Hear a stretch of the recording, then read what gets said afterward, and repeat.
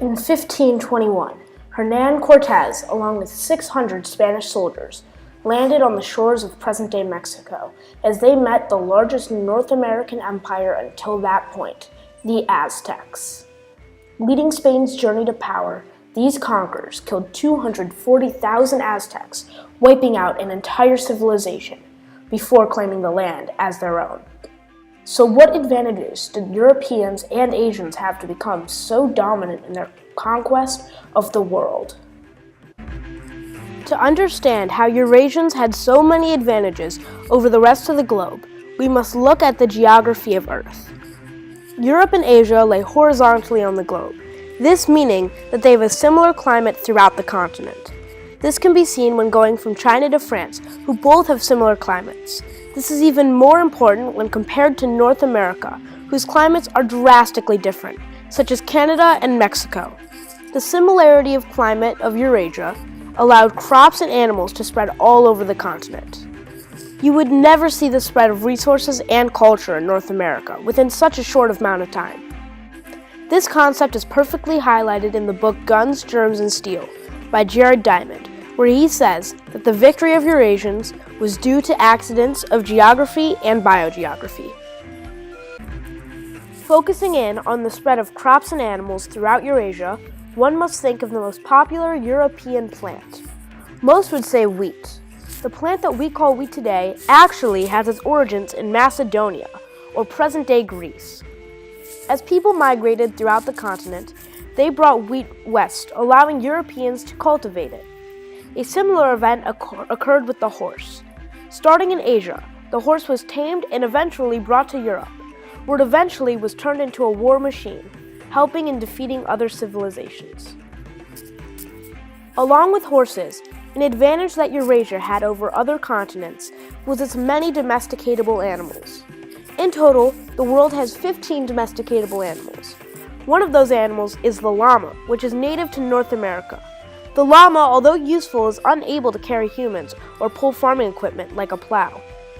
The other 14 domesticatable animals are from Eurasia. Many are raised for food, such as the pig, or for wool, like the sheep, while others are raised to plow fields and carry humans, like the horse. However, there is one domesticatable animal that stands above the rest: the cow. The cow is the most versatile animal of all.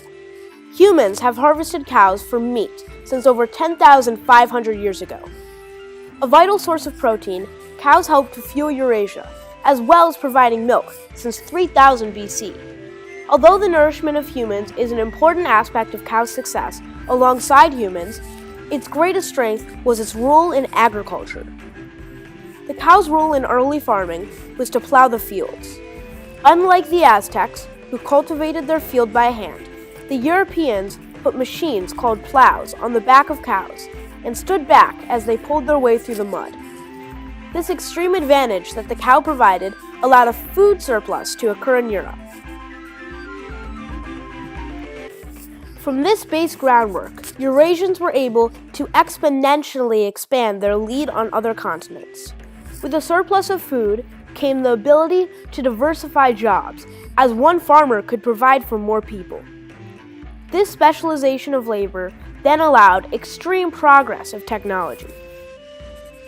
An example of many elements of European success is the gun.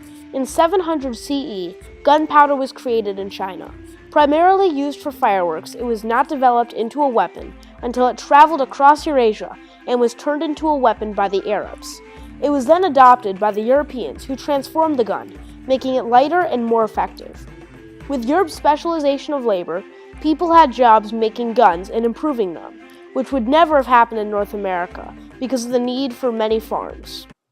An underrated factor in the dominance of Eurasians is the power of disease or germs. The smallpox disease, which ravaged the Aztecs, was a disease gained from animals.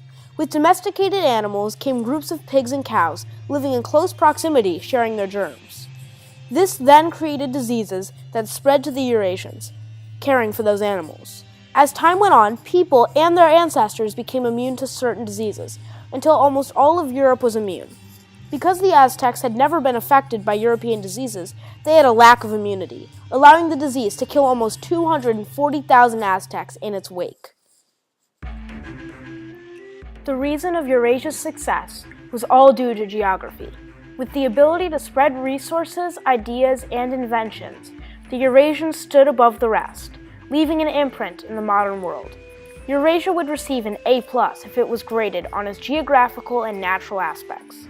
These advantages are the reason that Cortez conquered the Aztecs and the reasons for the world's current Eurasian dominance.